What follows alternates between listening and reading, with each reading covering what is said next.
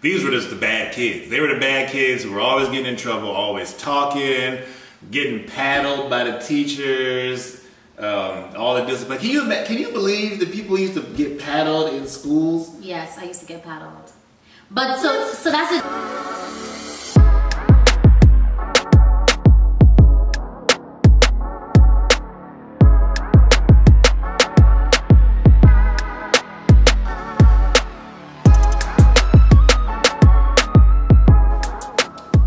Welcome back to another episode of House of Ways and Means. So today we're back with another mental health diagnosis. So this one gets all kind of jokes, so many jokes, especially in our communities. But now we're going to really break it down, talk about the real implications of the condition and what it means for people who have this condition. So what are you be talking about today? We are talking about ADD, Attention Deficit Disorder, which is different from ADHD, Attention Deficit Hyperactivity Disorder. They're really different? I thought it was just like one was more politically correct. No, they're different disorders. One has the hyperactivity piece, one doesn't. Okay. Well, you people who have ADHD, you got the double whammy, it sounds like. So tell us a little bit about what features this condition has and what to look out for, what typically the people present with. So, attention deficit disorder is generally diagnosed in children who have difficulty with concentrating and focusing.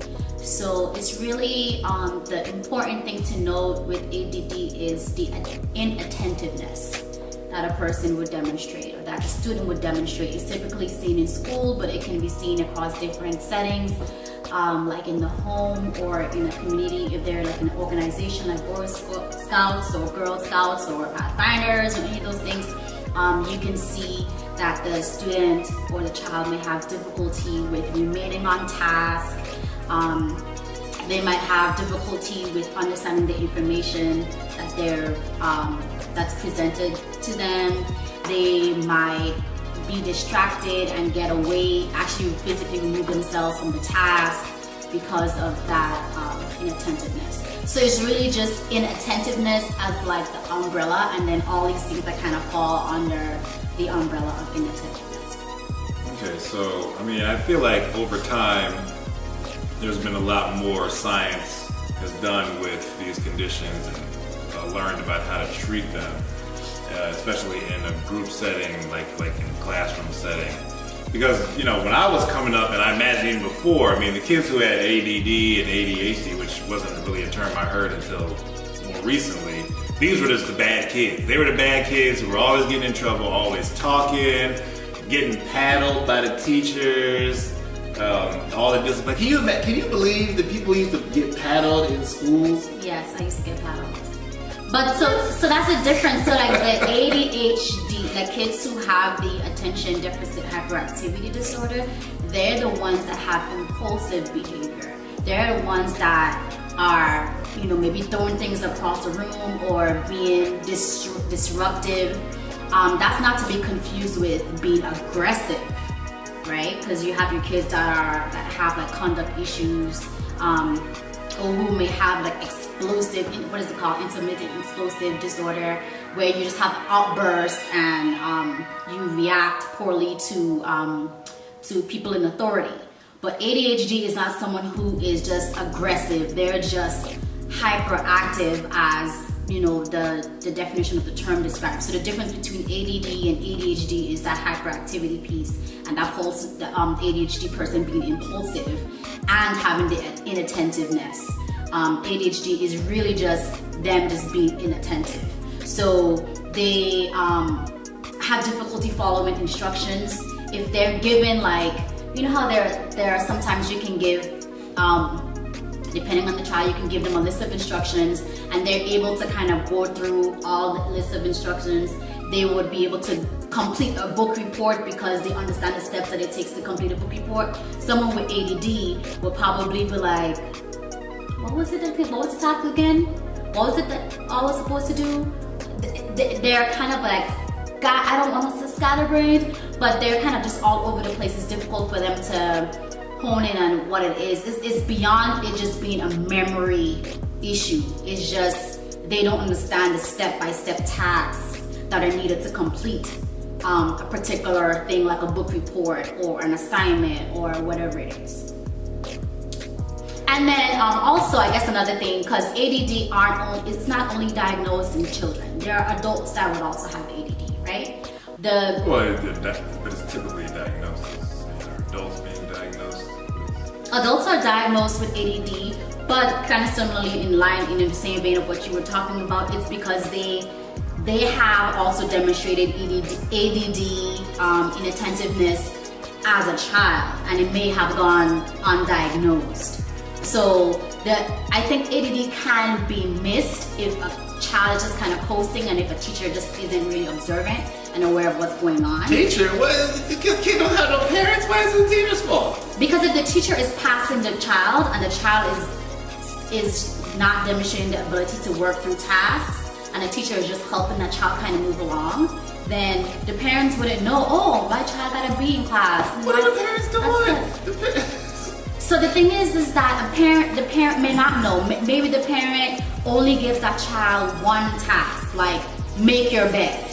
And maybe the child is able to complete that particular task because they understand the step-by-step instruction of doing it because they've done it multiple times. But the way that a child would respond in school to a set of tasks that is not laid out for them, the way maybe a helicopter parent would, it's just different. It really just depends on your home environment, the type of parenting style that exists at home, but it can be missed. So you said typically you don't see like aggressiveness in somebody with ADD. But I mean, when I was growing up, I recall there were some kids who I knew had ADD and they were bullies. Like, I mean, is that a separate? That would be a separate diagnosis. So you can be diagnosed with a separate diagnosis in addition to ADD or ADHD. The issue is that ADD and ADHD is not defined by aggressive behaviors. The aggressive behavior would come from a different diagnosis. So what are the typical medications that are used in treating these conditions? When I was growing up, I remember kids being on Ritalin, and it was like a joke almost, because we would make fun of kids, be like, oh, you need to take your Ritalin or whatever. Even kids who didn't have ADD, just like a way of making fun of somebody and calling them slow or whatever. So, I mean, I don't really hear much about Ritalin anymore. Is that something that's still used, or what are people using now? So there are various medications that are used for kids and for adults that are diagnosed with ADD or ADHD, since we're kind of low-key talking about it too. I would say, you want to try to find the medication that works best for your child, because the way that your child would metabolize the medication varies. So what would work for one kid in a particular dose may not work for another. So you really would have to see a psychiatrist and get that prescribed. There are some pediatricians that are comfortable with prescribing medications for ADD and ADHD as well. Okay, so if you're going the non-pharmaceutical route, I mean, through, as you don't, so how would you go about treating someone with this condition? Or is it even something that can be treated? I would say it's difficulty treating ADD and ADHD without drug therapy as well. It takes a lot of repetition.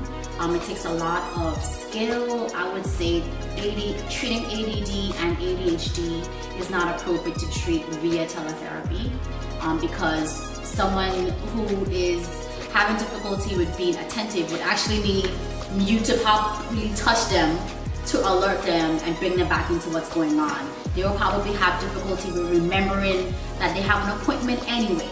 They lose their keys, things like that. So you have to be present in the here and now to get that person to be aware of it.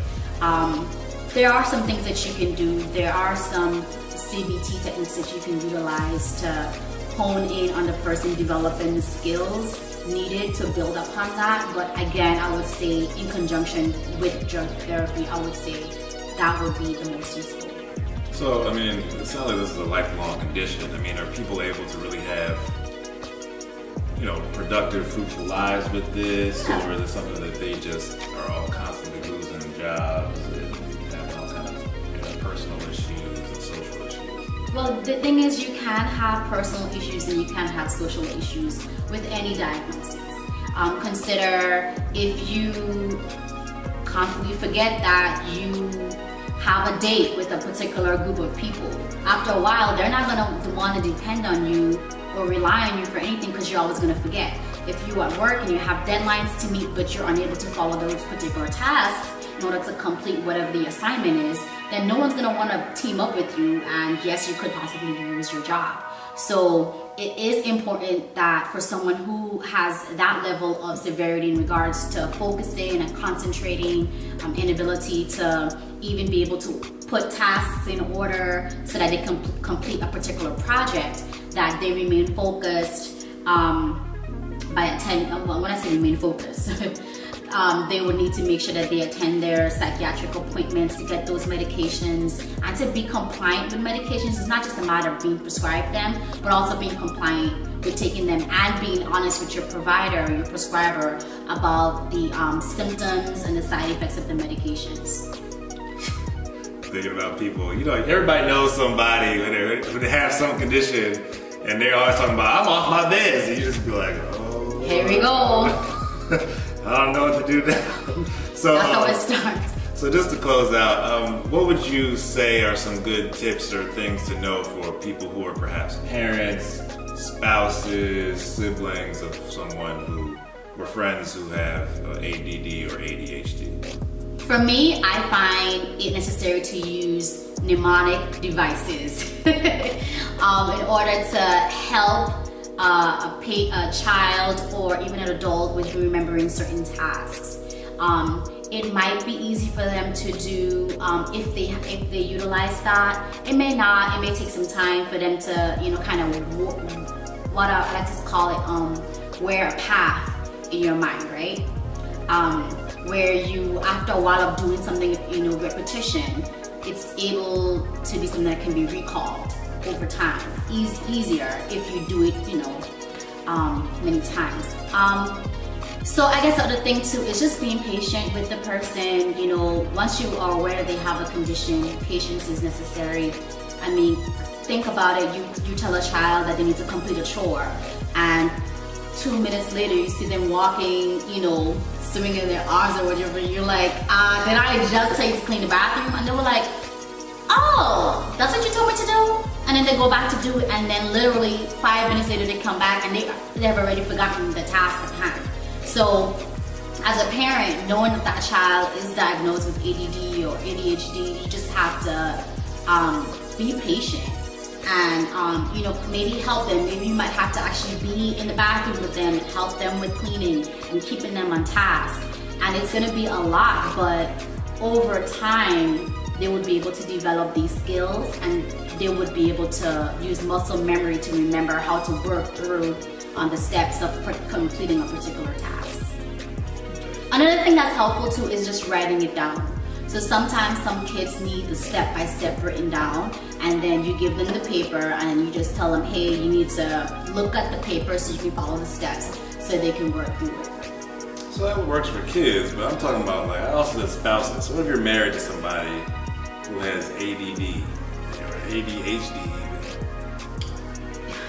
A lot of the things might end up falling on you to do as far as paying bills, because the person might forget, hey, I forget that bill or whatever. So what you could do is just serve as a reminder to them, hey. What? How is it so?